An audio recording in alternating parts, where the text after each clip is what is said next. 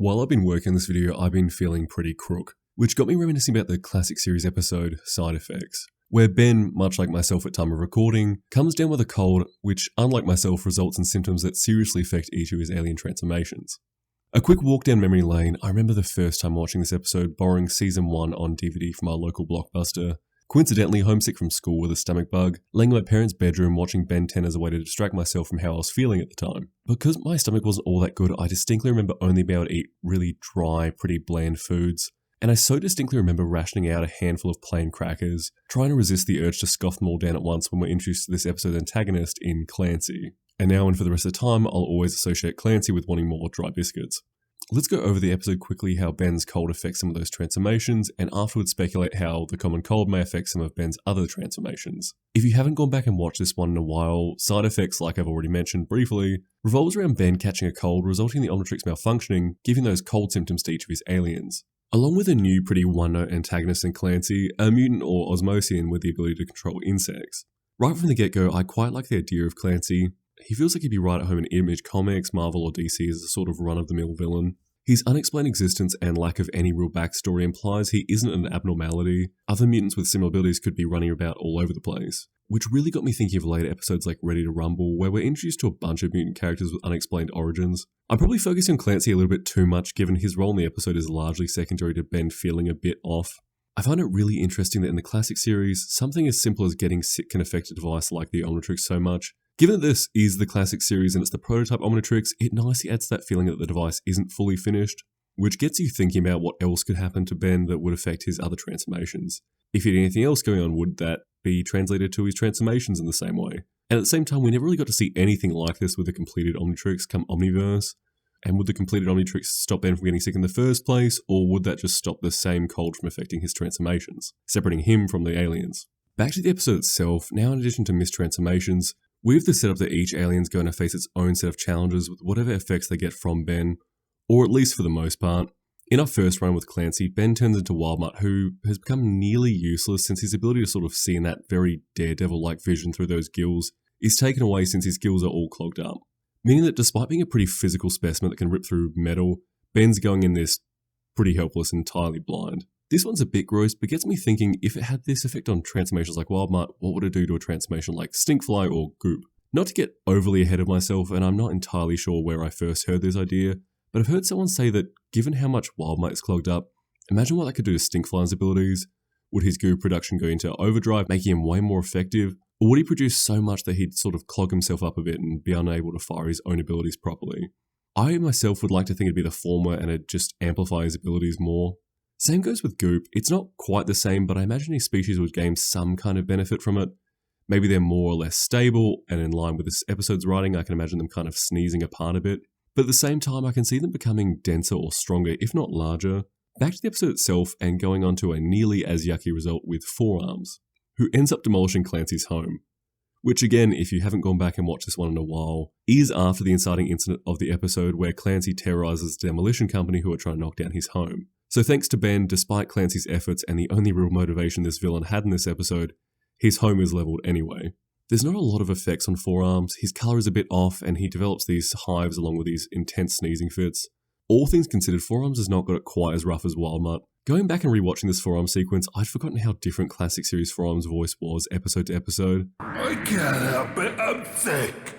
Now getting to the real meat and potatoes of this episode, and the bit most ever remembers most fondly and the real reason I'm making this video, we have Heatblast's appearance, who's the most obviously affected by Ben's cold in the least problematic way, particularly when they're in the need of someone with the ability to cool down a nuclear reactor core prior to the introduction of aliens like Big Chill or Arctiguana, who we'll touch on a bit later on. After transforming into Heatblast, Ben pretty quickly works out he's no longer able to use his abilities to control fire, that coming along with a really great visual change. When first watching this episode, when I first saw this form, I assumed it had something to do with having a fever somehow superheating him to having blue flames, kind of like how Darby's flames turn blue in My Hero Academia, or probably more appropriately, blue flames being hotter in real life. Anyway, turns out the cold just perfectly inverted Heatblast's abilities, giving him ice powers. Now being a bit of a proto-Big Chill, Ben freezes the nuclear reactor. I absolutely loved this. It's silly and a bit of fun, and not to get too ahead of ourselves, but makes me wonder how this would affect other alien species. But before we get into that, let's quickly wrap up the ending in case you're curious.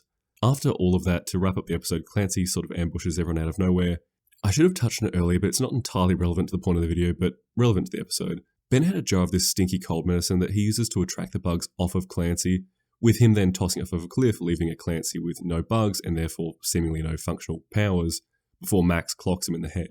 Moving on to the exciting part of this video, let's discuss how a cold could affect Ben's other aliens and if they'd get the heatblast treatment with the inverted abilities. But before we get into that, if you're enjoying this style of content, please subscribe. Otherwise, if you're already subscribed, great, let's get into this proper. Starting off with the less interesting ones, I'm seeing grey matter not benefiting all that much from this. I'm not seeing him becoming largely less intelligent, but I'm imagining he'd get a lot more brain fog. I can also see Accelerate being pretty negatively affected by this, losing his ability to maneuver around as gracefully, resulting in him running into things and slipping over. I can't really picture how this would affect Ripjaws, but while we're on classic series aliens being negatively affected in some way, I'm seeing Ben having a cold giving upgrade functioning malware's abilities.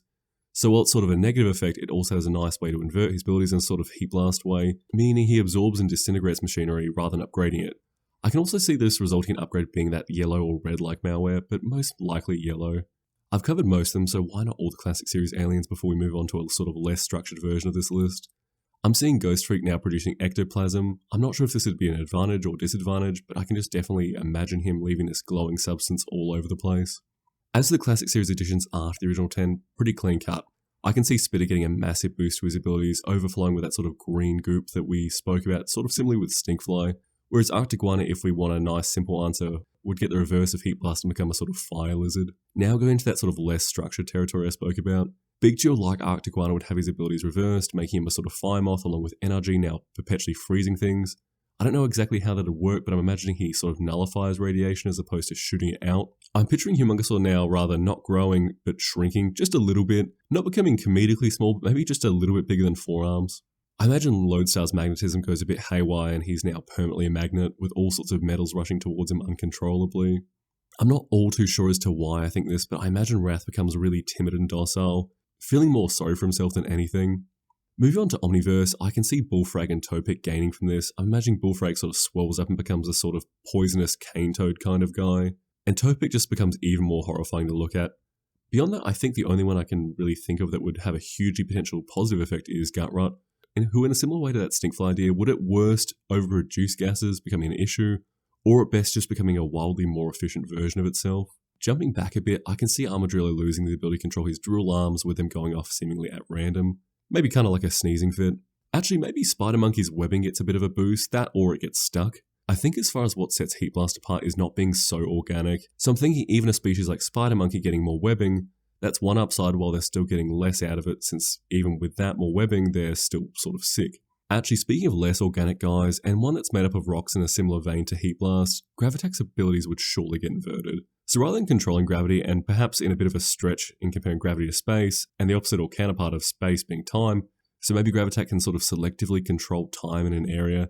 And speaking of time, and this isn't necessarily following the same rules, but I can see the cold affecting Clockwork's gears, not inverting his powers, but altering them, making him the only effective speedster when Ben's sick. This one's been a bit all over the place, but like I said, I'm not feeling my absolute best.